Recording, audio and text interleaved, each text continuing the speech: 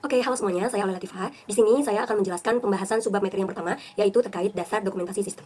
Nah, dalam materi kali ini, generalnya adalah untuk mengetahui nih, kita bagaimana sih cara kita mendokumentasikan sistem dan juga tekniknya bagaimana, seperti itu.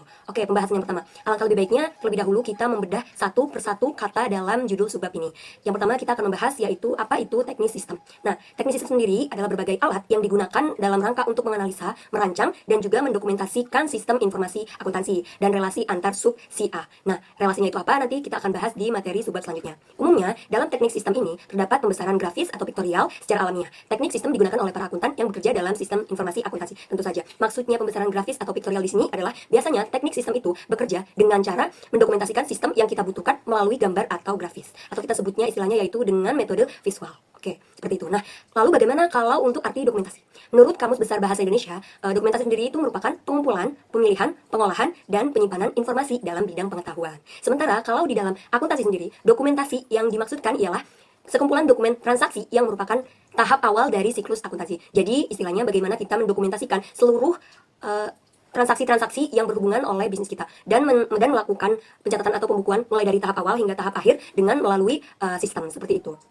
Kemudian selanjutnya fungsi dokumentasi. Fungsi dokumentasi itu sendiri terbagi menjadi dua, yaitu ada fungsi umum dan juga fungsi perusahaan. Nah, fungsi umumnya di sini itu memberi informasi, tentu saja ya, memberi informasi kepada pengguna tentang isi dokumen. Sementara bagi perusahaan sendiri, dokumentasi pencatatan berperan dalam membantu usaha tersebut agar menjaga kelangsungan usahanya. Sebagaimana hasil dokumentasi tersebut nantinya dapat menjadi alat pengambilan keputusan, pengambilan kebijakan, dan controlling atau pemantauan. Serta bisa juga sebagai sumber informasi yang diperlukan bagi pengelola perusahaan, seperti keuangan dan juga sumber daya alam. Nah, apa saja sih yang didokumentasikan dalam akuntansi itu sendiri? Yang pertama, tentu saja bukti-bukti transaksi, yaitu invoice, bukti kas masuk, bukti kas keluar, kwitansi, rekening koran, kemudian ada bukti slip gaji yang kita berikan kepada karyawan-karyawan kita, bukti-bukti pembayaran pajak, pelaporan pajak, dan sebagainya.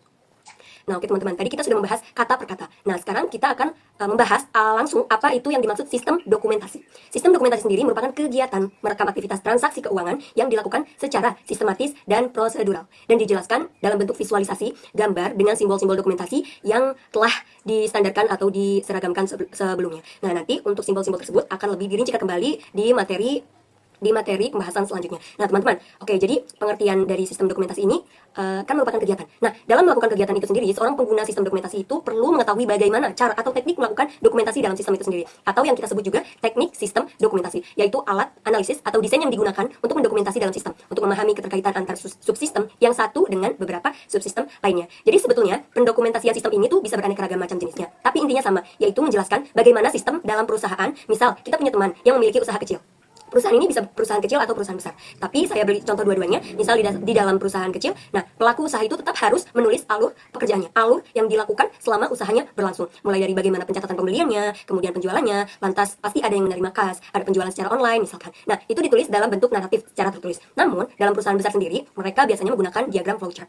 Jadi, pendokumentasian atau prosedur mereka itu berbentuk gambar, bukan hanya naratif. Kenapa gambar atau simbol? Karena alaminya manusia itu lebih mudah memahami informasi dalam bentuk visual, seperti itu.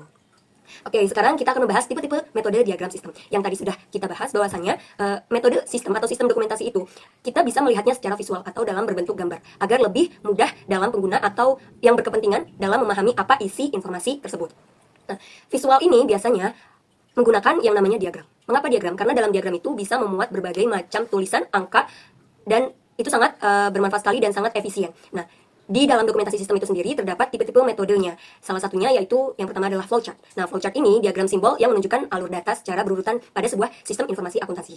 Dan juga flowchart ini adalah diagram yang paling banyak digunakan oleh perusahaan pada umumnya. Kemudian yang kedua ada ER atau Entity Relationship. Nah, entity relationship ini sendiri yaitu teknik grafis yang digunakan untuk menggambarkan skema database. Biasanya dia mengilustrasikan struktur logik antara database dengan memperhatikan entitas-entitas dalam sistem itu sendiri. Kemudian ada yang namanya data flow diagram atau yang kita kenal lebih luas yaitu DFD. Nah, DFD ini merupakan pergerakan data melalui file data dan entitas data yang mengalir melalui tahapan pemrosesan data sesuai dengan modul yang tersedia. Jadi, dia itu bekerja dengan sesuai modul yang sudah dibuat atau modul yang sudah disediakan sebelumnya. Nah, kemudian ada yang namanya REA model. Nah, REA ini merupakan singkatan dari Resource, Event, dan juga Agent Models. Apa sih REA model ini? REA model ini merupakan peralatan konseptual khususnya dalam mendesain untuk memberikan petunjuk struktur dalam mendesain keterhubungan dalam sistem informasi akuntansi. Jadi dia itu lebih fokus kepada peralatan konseptual yang membuat suatu konsep sebelum suatu sistem itu dibuat. dalam mendesain, karena dia tugasnya adalah mendesain untuk memberikan petunjuk. Nah, kemudian selanjutnya ada proses maps atau peta proses. Nah, peta proses ini sendiri merupakan teknik diagram sistem yang sudah dikembangkan oleh General Electric atau GE pada tahun 1980-an dan digunakan di berbagai organisasi untuk melakukan dokumentasi, analisis pelangsingan, dan mendesain ulang aktivitas bisnis. Nah, yang terakhir, maaf itu sudah 5. Nah, namun dalam bab ini kita akan menjelaskan dua metode diagram sistem yang lebih rinci, yaitu flowchart dan juga DFD. Di mana flowchart dan juga DFD merupakan diagram, salah dua diagram yang paling umum digunakan oleh perusahaan dan paling dikenal dan paling banyak dibahas dalam pembelajaran kelas sistem informasi akuntansi. Materi selanjutnya yaitu mengenai data flow diagram atau DFD. Data flow diagram ini disebut juga dengan diagram arus data. Merupakan suatu alat dokumentasi grafis atau alat pembuatan model yang digunakan untuk menggambarkan komponen-komponen dalam sebuah sistem. Komponen-komponen ini itu meliputi sumber data, aliran data, proses transformasi, penyimpanan data, dan tujuan data. Lalu, apa sih kegunaan dari DFD ini? DFD ini tuh berguna untuk menunjukkan bagaimana data mengalir dalam suatu sistem informasi, termasuk tahapan-tahapan proses yang terjadi di dalamnya. Jadi, DFD tidak hanya memperlihatkan aliran data, tetapi juga menunjukkan proses-proses apa saja yang dilalui oleh data tersebut dari awal hingga akhir. Selanjutnya ada komponen dan simbol dari DFD. Di sini terdapat dua versi, yaitu versi DeMarco dan Jordan, dan versi Garne dan Sarson. Dua versi ini itu merupakan simbol yang biasa dipakai dalam DFD. Yang pertama, simbol entitas luar, digambarkan dengan bentuk persegi panjang. Yang kedua, simbol proses, yang digambarkan dengan bentuk bulat atau lingkaran, atau bisa juga persegi dengan sudut yang tumpul melengkung. Lalu simbol yang ketiga yaitu simbol aliran data atau data flow, digambarkan dengan anak panah. Lalu ada simbol simpanan data atau data store, digambarkan dengan dua garis horizontal sejajar atau dua garis horizontal sejajar dengan salah satu sisinya ini terbuka. Selanjutnya yaitu penjelasan dari masing-masing komponen DFD. Pertama yaitu komponen entitas atau terminator. Entitas luar atau terminator di sini itu merupakan kesatuan di lingkungan luar sistem yang akan memberikan data input ataupun menerima data output dari sistem. Komponen entitas ini terdiri atas dua, yaitu sumber data atau data source dan tujuan data atau data destination. Di mana sumber data atau data source ini merupakan komponen yang memberikan data, sedangkan tujuan data atau data destination ini merupakan komponen yang menerima data. Nah, komponen-komponen ini itu dapat berupa orang, organisasi, ataupun sistem lain yang berinteraksi dengan sistem yang sedang dimodelkan. Contoh lain dari sistem lain yang berinteraksi dengan sistem yang dimodelkan itu apa? Contohnya yaitu seperti sistem pembayaran online, payment gateway, yang merupakan entitas eksternal dalam DFD sistem pemesanan online yang sedang dimodelkan, dan kedua sistem ini saling berinteraksi. Komponen selanjutnya yaitu komponen proses. Komponen ini itu berfungsi untuk mentransformasikan atau mengubah data input menjadi output dan menunjukkan langkah kerja atau tindakan yang dilakukan. Jadi, komponen proses ini bukan untuk menunjukkan siapa atau apa yang melakukan langkah kerja atau tindakan tersebut. Atau dapat dikatakan komponen proses ini merupakan aktivitas yang mengolah data. Lalu, syarat dalam komponen proses ini yaitu harus setidaknya memiliki satu input dan satu output arus data. Selanjutnya, kemungkinan-kemungkinan apa sih yang dapat terjadi dalam proses yang berhubungan dengan input dan output? Gambaran pertama yaitu satu input dapat menghasilkan satu output. Lalu satu input dapat menghasilkan banyak output. Banyak input dapat menghasilkan satu output. Dan banyak input dapat menghasilkan banyak output. Dan banyak input dapat menghasilkan banyak output. Lalu kesalahan-kesalahan umum apa yang dapat terjadi dalam komponen proses? Yang pertama, proses hanya menerima input tanpa menghasilkan output. Kesalahan ini dinamakan black hole atau lubang hitam, di mana data yang masuk ke proses seakan-akan hilang tanpa bekas, seperti masuk ke dalam lubang hitam. Hal ini tidak mungkin karena syarat dari sebuah proses tadi dikatakan yaitu dalam proses harus setidaknya memiliki satu input dan satu output arus data. Kesalahan yang kedua yaitu proses hanya menghasilkan output. Pertanyaannya, bagaimana suatu proses dapat menghasilkan output jika tidak memiliki input? Kesalahan ini dinamakan miracle atau keajaiban, sebab proses ini terlihat ajaib seakan-akan dapat menghasilkan output tanpa pernah menerima input. Komponen DFD yang selanjutnya yaitu komponen aliran data atau data flow. Komponen aliran data atau data flow ini itu merupakan komponen yang menggambarkan arus data yang mengalir di antara entitas atau terminator, proses, dan data store. Fungsinya yaitu untuk menjelaskan perpindahan data atau informasi dari satu bagian sistem ke bagian lainnya. Intinya, anak panah di sini itu menunjukkan bahwa data ini itu berjalan ke arah mana sih? Lalu yang terakhir yaitu komponen data store atau simpan data. Komponen ini itu merupakan tempat penyimpanan data dalam sistem berupa file atau database. Tempat penyimpanan ini dibagi menjadi dua, yaitu yang secara komputerisasi dan secara manual. Kalau secara komputerisasi, data store ini dapat berupa file disket atau file hard disk. Dan secara manual dapat berupa buku alamat, agenda, atau file folder berbentuk dokumen-dokumen fisik. Dikatakan bahwa suatu data store hanya terhubung dengan komponen proses. Data hanya dapat dibaca atau diubah melalui suatu proses, tidak dapat langsung berpindah tanpa suatu proses. Sebab aturannya yaitu bahwa suatu data tidak dapat langsung mengalir dari entitas ke data store secara langsung, melainkan harus melalui suatu proses terlebih dahulu. Selanjutnya yaitu jenis-jenis data flow diagram. Nah, para pengguna atau pembaca yang memakai DFD memiliki kebutuhannya masing-masing, mulai dari penggambaran secara garis besar atau umum sampai ke penggambaran secara rinci. Maka dari itu, DFD memiliki tingkatannya. Yang pertama yaitu diagram konteks. Diagram konteks merupakan diagram tertinggi dari DFD yang menggambarkan hubungan antara sistem dengan lingkungan di luar sistem. Nah, pada diagram ini hanya terjadi satu proses, yaitu hanya sebatas hubungan atau interaksi antara pihak-pihak yang bersangkutan dengan sistem. Di sini pada contohnya itu dilihat bahwa hanya ada interaksi antara proses dari pihak luar yaitu pegawai, bendahara keuangan, dan kepala keuangan dengan sistem, yaitu sistem informasi pengolahan penggajian. Komponen-komponen yang digunakan dalam diagram konteks juga hanya melibatkan entitas luar, proses, dan juga arus data. Salah satu ciri atau karakteristik dari diagram ini yaitu belum adanya keterlibatan dari komponen untuk menyimpan data. Selanjutnya yaitu diagram level 0 atau diagram level 0. Diagram ini merupakan dekomposisi dari diagram konteks. Diagram ini berguna untuk memerinci sebuah sistem agar dapat mengetahui bagaimana proses-proses yang terjadi di dalamnya. Pada contoh ini, sistem informasi pengolahan penggajian yang ada pada diagram konteks akan dekomposisi menjadi dua bagian, yaitu pembuatan perhitungan gaji dan jurnal perhitungan gaji. Dalam proses gaji, entitas luar yang bersangkutan yaitu hanya bendahara keuangan dan kepala keuangan saja. Proses perhitungan gaji dapat dilihat pada gambar, mulai dari data pegawai yang diinput dan di-output oleh sistem sampai pelaporan gaji kepada kepala keuangan. Nah, dalam diagram level 0 ini sudah menggunakan komponen lain, yaitu komponen untuk menyimpan data atau laporan yang telah dibuat atau akan diserahkan. Selanjutnya yaitu diagram level 1. Diagram level 1 ini merupakan dekomposisi dari proses yang terjadi pada diagram level 0. Diagram ini menggambarkan bagaimana aliran data beroperasi dalam sistem, akan terlihat kemana saja data-data tersebut bergerak, dan bagaimana sistem tersebut beroperasi lebih detail. Contohnya, yaitu pada diagram level 0 disajikan mengenai proses untuk menghitung gaji. Kemudian pada diagram level 1 ini digambarkan bagaimana proses gaji tersebut dihitung sesuai data pegawai. Kemudian dokumen perhitungan gaji tersebut akan disetujui oleh bendahara keuangan. Setelah itu pegawai akan menerima slip gajinya. Dan terakhir yaitu diagram level 2, 3, dan seterusnya. Diagram ini merupakan dekomposisi lebih lanjut dari diagram level sebelumnya. Nah, dalam diagram ini dilakukan pemecahan proses yang dilaksanakan sampai pada titik di mana proses tersebut sudah bisa diterapkan ke dalam program. Namun, diagram ini jarang digunakan karena tingkatan prosesnya sangat detail, sehingga dalam pembuatannya dan analisisnya tidak bisa menggunakan waktu yang singkat. Selanjutnya adalah flowchart atau bagan alir. Flowchart ini adalah teknik analisis berbentuk visual yang digunakan untuk memaparkan langkah-langkah kegiatan atau urutan proses di dalam suatu sistem informasi secara jelas, ringkas, dan juga logis. Dengan kata lain, flowchart ini adalah gambaran grafis dari suatu sistem informasi yang menyatukan aliran kerja, data, dan juga prosedur menjadi suatu bentuk diagram. Nah, flowchart ini menunjukkan bagaimana suatu proses bisnis dilakukan, data-data diproses, dan dokumen mengalir di dalam suatu organisasi, sehingga memudahkan pemahaman terhadap proses yang terjadi dari awal hingga akhir. Dalam pembuatan bagan alir atau flowchart, simbol yang digunakan memegang peranan penting karena menjadi sarana utama untuk menggambarkan alur proses, hubungan antar aktivitas dan juga pergerakan data secara visual dan juga terstruktur. Jadi simbol yang ada ini tidak berfungsi sebagai tanda grafis saja, tapi juga untuk standar yang memudahkan pemahaman baik untuk pengembang sistem, auditor maupun pengguna akhir. Sehingga setiap tahapan ini diidentifikasikan dengan jelas tanpa adanya interpretasi yang berbeda-beda. Nah, simbol dari flowchart ini secara umum dibagi menjadi 4 kategori. Yang pertama adalah simbol input atau output.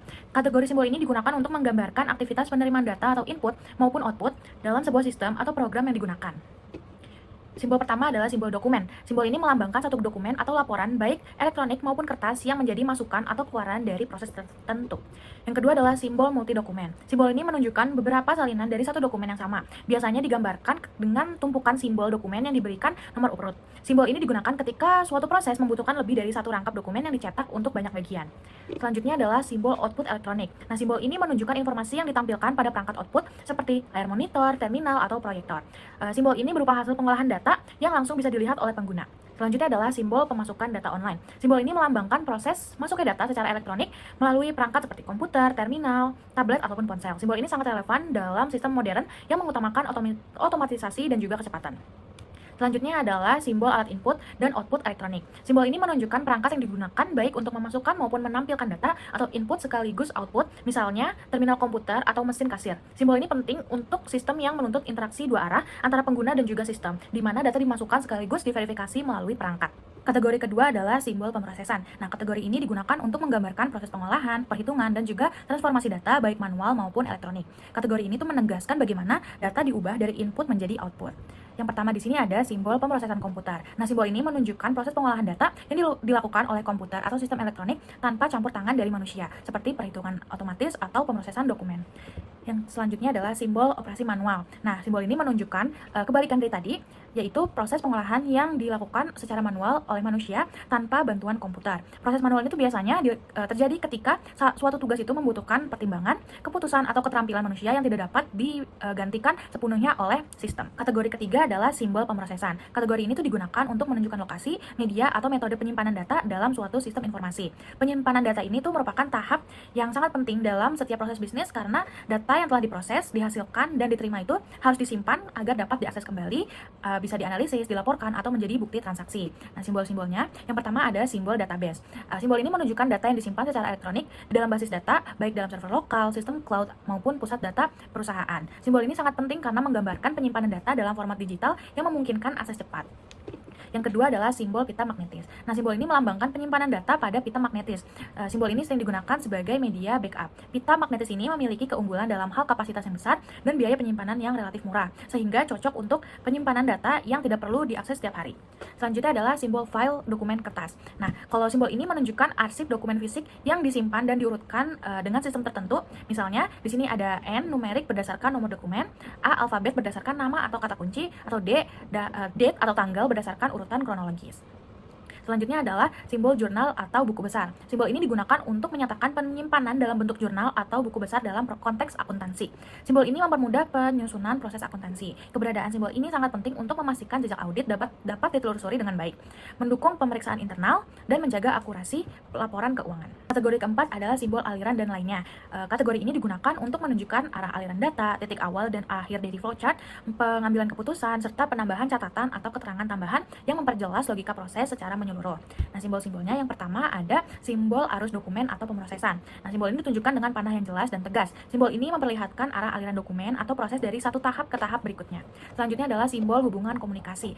Simbol ini menggambarkan proses pengiriman atau pertukaran data dari satu lokasi geografis ke lokasi lain melalui media komunikasi seperti internet, satelit, atau jalur telepon. Yang ketiga ada simbol konektor dalam sebuah halaman. Nah, simbol ini digunakan ketika aliran proses harus disambungkan pada bagian lain di halaman yang sama tanpa membuat garis yang panjang dan juga berbelit. Simbol ini tuh untuk menghubungkan dan memudahkan pembaca mengikuti alur tanpa harus menelusuri garis yang memutar atau menyeberang. Selanjutnya adalah simbol konektor luar halaman. Simbol ini berfungsi untuk menghubungkan proses yang berlanjut ke halaman yang lain. Simbol ini sangat berguna untuk flowchart yang berskala besar dan tidak dapat dimuat dalam satu halaman. Selanjutnya adalah simbol terminal. Nah, simbol ini menandakan titik awal, titik akhir, atau penghentian sementara dalam suatu proses. Simbol ini memberikan batas yang jelas kapan suatu prosedur ini dimulai atau kapan selesai gitu. Selanjutnya adalah simbol keputusan. Nah, simbol ini melambangkan titik pengambilan keputusan yang akan menentukan percabangan alur berikutnya, misalnya ya atau tidak, yang menghasilkan jalur proses yang berbeda.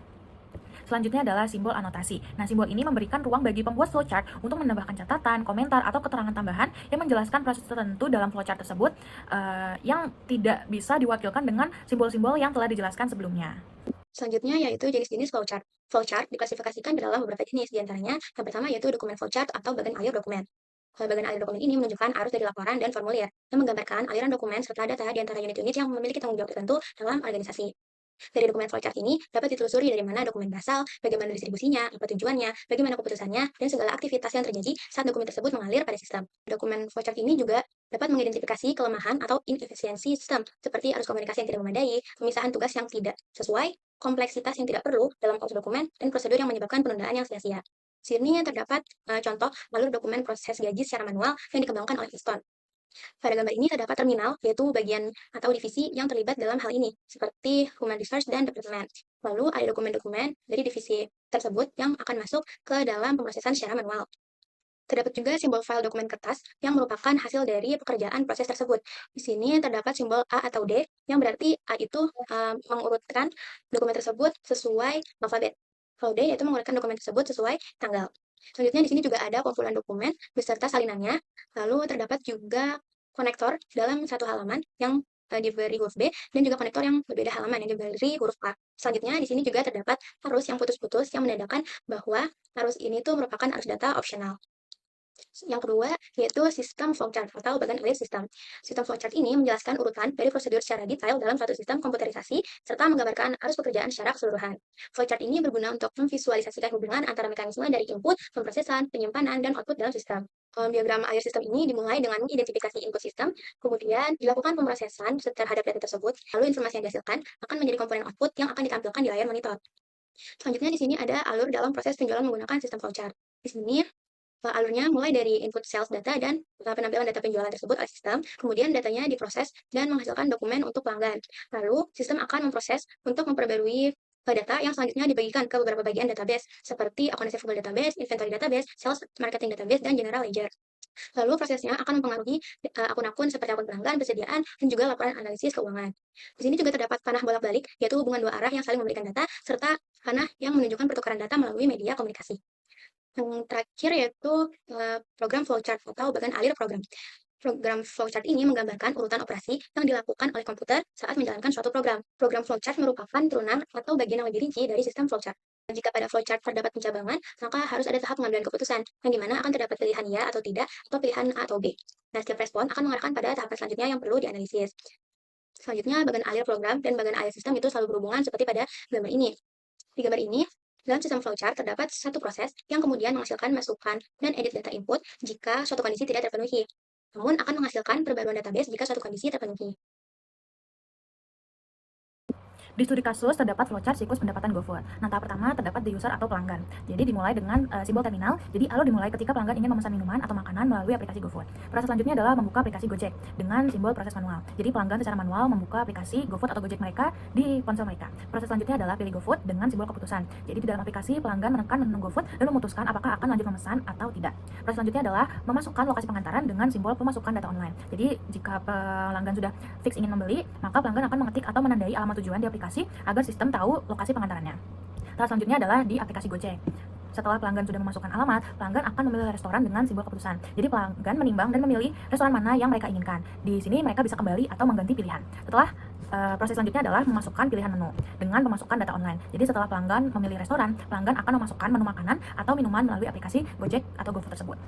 Selanjutnya adalah tahap memilih metode pembayaran. Di sini memilih metode pembayaran terdapat di simbol keputusan. Jadi pelanggan menentukan cara bayar. Di sini bisa menggunakan GoPay atau non tunai atau bisa juga pembayaran dengan tunai. Jika ingin menggunakan GoPay, di sini ada keputusan GoPay. Jika memilih GoPay, pesanan akan diproses otomatis melalui saldo GoPay. Dan jika pelanggan ingin menggunakan GoPay, maka di sini ada pesan dengan simbol keputusan. Jadi sistem memotong saldo GoPay dan mengirim konfirmasi ke restoran atau driver. Tetapi jika pelanggan memilih dengan tunai, di sini ada keputusan tunai. Jadi pelanggan memilih tunai, sistem akan menyiapkan pesanan tanpa ada pemotongan saldo di GoPay mereka. Dan jika pelanggan memilih metode pembayaran tunai, maka di sini ada pesan keputusan. Jadi sistem meneruskan pesanan ke restoran dan driver tanpa pemotongan saldo. Selanjutnya ada di tahap yang driver Gojek. Setelah kita memilih pembayaran, jadi driver akan membayar ke restoran tergantung pembayaran yang kita pilih. Jika kita memilih GoPay, maka restoran tersebut akan memotong GoPay dari driver. Tetapi jika kita menggunakan tunai, maka driver akan membayar secara tunai ke restoran. Setelah membayar ke restoran, proses selanjutnya adalah driver mengantar makanan dengan proses manual. Jadi driver membawa makanan menuju alamat pelanggan. Proses selanjutnya adalah pelanggan menerima pesanan dengan proses manual. Jadi pelanggan mendapatkan makanan dari driver tersebut. Nah, setelah pelanggan menerima makanan, selanjutnya adalah jika dengan pembayaran GoPay, di sini ada konektor A atau menunjukkan alur dari proses penerimaan pesan menuju ke halaman selanjutnya. Jadi konektor off page ini akan dijelaskan di halaman selanjutnya. Tetapi jika pelanggan memilih pembayaran tunai, di sini ada terima tunai dan proses selanjutnya ada di konektor off page B. Jadi tahapan B dan A ini akan dijelaskan di halaman selanjutnya. Halaman selanjutnya dimulai dari konektor A dan konektor B. Pada konektor A akan dilanjutkan untuk memproses bagi hasil keuntungan kepada driver dan restoran. Sedangkan pada konektor B memakai proses manual, yaitu penyetoran uang tunai ke kantor Gojek, lalu diproses secara manual kembali, yaitu pembagian hasil keuntungan kepada driver Gojek. Selanjutnya, melalui dua sistem ini, yaitu komputerisasi dan juga manual, akan diinput keuntungan dari GoFood. Selanjutnya akan diproses oleh data keuntungan dan akan masuk ke database keuntungan. Materi selanjutnya yaitu mengenai data flow diagram atau DFD. Data flow diagram ini disebut juga dengan diagram arus data. Merupakan suatu alat dokumentasi grafis atau alat pembuatan model yang digunakan untuk menggambarkan komponen-komponen dalam sebuah sistem. Komponen-komponen ini itu meliputi sumber data, aliran data, proses transformasi, penyimpanan data, dan tujuan data. Lalu, apa sih kegunaan dari DFD ini? DFD ini tuh berguna untuk menunjukkan bagaimana data mengalir dalam suatu sistem informasi, termasuk tahapan-tahapan proses yang terjadi di dalamnya. Jadi, DFD tidak hanya memperlihatkan aliran data, tetapi juga menunjukkan proses-proses apa saja yang dilalui oleh data tersebut dari awal hingga akhir. Selanjutnya ada komponen dan simbol dari DFD. Di sini terdapat dua versi, yaitu versi DeMarco dan Jordan, dan versi Garnet dan Sarson. Dua versi ini itu merupakan simbol yang biasa dipakai dalam DFD. Yang pertama, simbol entitas luar, digambarkan dengan bentuk persegi panjang. Yang kedua, simbol proses, yang digambarkan dengan bentuk bulat atau lingkaran, atau bisa juga persegi dengan sudut yang tumpul melengkung. Lalu simbol yang ketiga yaitu simbol aliran data atau data flow, digambarkan dengan anak panah. Lalu ada simbol simpanan data atau data store, digambarkan dengan dua garis horizontal sejajar atau dua garis horizontal sejajar dengan salah satu sisinya ini terbuka. Selanjutnya yaitu penjelasan dari masing-masing komponen DFD. Pertama yaitu komponen entitas atau terminator. Entitas luar atau terminator di sini itu merupakan kesatuan di lingkungan luar sistem yang akan memberikan data input ataupun menerima data output dari sistem. Komponen entitas ini terdiri atas dua, yaitu sumber data atau data source dan tujuan data atau data destination. Di mana sumber data atau data source ini merupakan komponen yang memberikan data, sedangkan tujuan data atau data destination ini merupakan komponen yang menerima data. Nah, komponen-komponen ini itu dapat berupa orang, organisasi, ataupun sistem lain yang berinteraksi dengan sistem yang sedang dimodelkan. Contoh lain dari sistem lain yang berinteraksi dengan sistem yang dimodelkan itu apa? Contohnya yaitu seperti sistem pembayaran online, payment gateway, yang merupakan entitas eksternal dalam DFD sistem pemesanan online yang sedang dimodelkan, dan kedua sistem ini saling berinteraksi.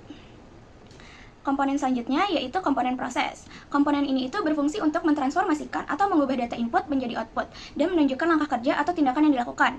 Jadi, komponen proses ini bukan untuk menunjukkan siapa atau apa yang melakukan langkah kerja atau tindakan tersebut. Atau dapat dikatakan komponen proses ini merupakan aktivitas yang mengolah data. Lalu, syarat dalam komponen proses ini yaitu harus setidaknya memiliki satu input dan satu output arus data. Selanjutnya, kemungkinan-kemungkinan apa sih yang dapat terjadi dalam proses yang berhubungan dengan input dan output? Gambar yang pertama yaitu satu input dapat menghasilkan satu output. Lalu satu input dapat menghasilkan banyak output. Banyak input dapat menghasilkan satu output. Dan banyak input dapat menghasilkan banyak output. Dan banyak input dapat menghasilkan banyak output. Lalu kesalahan-kesalahan umum apa yang dapat terjadi dalam komponen proses? Yang pertama, proses hanya menerima input tanpa menghasilkan output. Kesalahan ini dinamakan black hole atau lubang hitam, di mana data yang masuk ke proses seakan-akan hilang tanpa bekas, seperti masuk ke dalam lubang hitam. Hal ini tidak mungkin karena syarat dari sebuah proses tadi dikatakan yaitu dalam proses harus setidaknya memiliki satu input dan satu output arus data. Kesalahan yang kedua yaitu proses hanya menghasilkan output. Pertanyaannya, bagaimana suatu proses dapat menghasilkan output jika tidak memiliki input? Kesalahan ini dinamakan miracle atau keajaiban, sebab proses ini terlihat ajaib seakan-akan dapat menghasilkan output tanpa pernah menerima input. Komponen DFD yang selanjutnya yaitu komponen aliran data atau data flow. Komponen aliran data atau data flow ini itu merupakan komponen yang menggambarkan arus data yang mengalir di antara entitas atau terminator, proses, dan data store. Fungsinya yaitu untuk menjelaskan perpindahan data atau informasi dari satu bagian sistem ke bagian lainnya. Intinya, anak panah di sini itu menunjukkan bahwa data ini itu berjalan ke arah mana sih? Lalu yang terakhir yaitu komponen data store atau simpan data. Komponen ini itu merupakan tempat penyimpanan data dalam sistem berupa file atau database. Tempat penyimpanan ini dibagi menjadi dua, yaitu yang secara komputerisasi dan secara manual. Kalau secara komputerisasi, data store ini dapat berupa file disket atau file hard disk. Dan secara manual dapat berupa buku alamat, agenda, atau file folder berbentuk dokumen-dokumen fisik. Dikatakan bahwa suatu data store hanya terhubung dengan komponen proses. Data hanya dapat dibaca atau diubah melalui suatu proses, tidak dapat langsung berpindah tanpa suatu proses. Sebab aturannya yaitu bahwa suatu data tidak dapat langsung mengalir dari entitas ke data store secara langsung, melainkan harus melalui suatu proses terlebih dahulu.